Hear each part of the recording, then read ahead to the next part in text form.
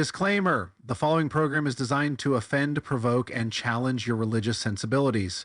It contains content that will likely offend anyone who holds religion sacred. This is for those with thick skin or a taste for the harsh truth. If you're easily offended or cherish your religious views, please turn off now. Viewer discretion is strongly advised. You have been warned. Welcome back. If you've been in my comment section lately, you've probably seen a bunch of apologists foaming at the mouth over P52, this tiny scrap of papyrus that they treat like divine proof of early gospel authorship. Apparently, if they repeat P52 is early enough times, it magically means John was written in the 1st century, the Bible is perfectly preserved, and Jesus really did walk on water. Yeah, no. Hate to break it to you, diehards, but that's not how any of this works. Here's what they don't tell you. P52 wasn't excavated. It was bought, meaning we don't actually know where it came from. It's a copy, not an original. So even if it's old, it doesn't prove when John was written.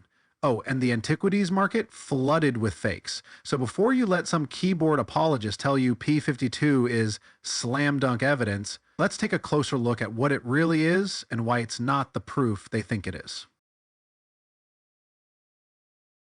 Most of the strongest archaeological finds, whether biblical, Roman, or Egyptian, are uncovered in controlled digs, where their origins can be verified. But P52, it was bought, not found. P52 was purchased by Bernard Grenfell in 1920 from the antiquities market. It was later stored in the John Rylands Library in Manchester and largely ignored until C.H. Roberts identified it in 1934 as a fragment of John's Gospel. Since it wasn't excavated, we have no idea where it came from. And that raises a serious question. Can we fully trust something with no confirmed origin? Imagine if some random dude on eBay sold you a document and told you it was from the 1st century. Would you just take his word for it? Because that's basically what happened here. Ancient manuscript forgeries are not rare. Just ask the Museum of the Bible, which spent millions on Dead Sea Scrolls that turned out to be entirely fake. Some major biblical forgeries include the Gospel of Jesus' Wife hoax, exposed as a modern forgery in 2016. The Museum of the Bible's Dead Sea Scrolls, every single fragment turned out to be fake. The secret Gospel of Mark, still debated, but many scholars believe Morton Smith fabricated it. Now let me be clear, I'm not saying P52 is a forgery, but the fact that we can't verify its origins means we can't rule it out either. If Christian apologists are willing to question the authenticity of, say, the Gospel of Thomas or the Gospel of Judas, why do they blindly trust P52 just because it supports their narrative?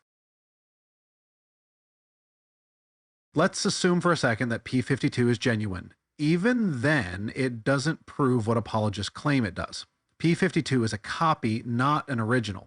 Even if it dates to 125 CE, that only proves John's Gospel was being copied by that time, not when it was written.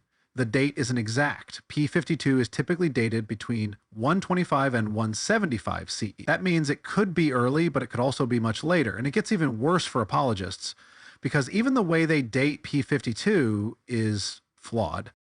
Scholars like Brent Nonbury have pointed out that paleographic dating is unreliable for pinpointing exact dates, and that P52 could be from the late 2nd or even early 3rd century. Why?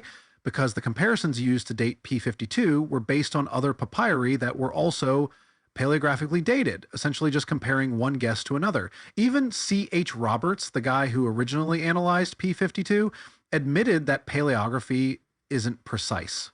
But apologists don't care about nuance. They just want an early date, so they cling to whatever estimate suits them best. So not only is P52 a tiny scrap of a copy, but we can't even confirm that it belongs to the early 2nd century. It's just a tiny fragment. P52 contains only a few verses from John 18. That means it tells us nothing about how the full gospel was transmitted over time.